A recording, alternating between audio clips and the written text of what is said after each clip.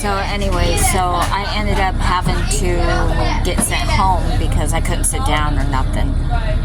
And then I got in trouble for that because somebody had to take me home and I was wasting people's time and I shouldn't have been.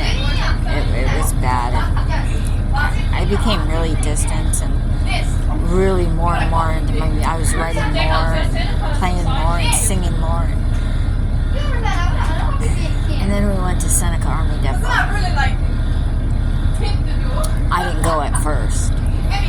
I was not going to go. But the one thing the entire time, ever since I was little, my mom always told me that nobody would ever love me. I would die alone. I'm not worthy of anybody loving me. She doesn't love me. She didn't want me. She'll tell you straight up. When Rebecca was born, my dad said the greatest day of his life he thought was the day I was born. He goes, but seeing his, and then my mom goes, and that was my worst day. But then he goes,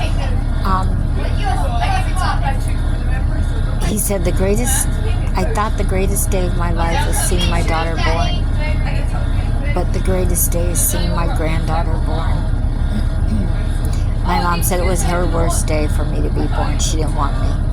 The doctors, the nurses, people were just looking at her and they looked at me like, oh my God, I can't believe she said that. And I just ignored it as usual. But she always said that to me. So when it came around, when Jim came around, I had broke up with somebody and I had my 21st birthday party, which I know that I was drugged because when I went to the hospital 4 days later, they said that I had been given a date rape drug, and that's what happens. You lose all memory of that time. The entire week, I was almost 2 weeks, I was sicker than a dog. I don't remember things. I mean, I was in bad shape. They actually had to fill me with a bunch of fluids.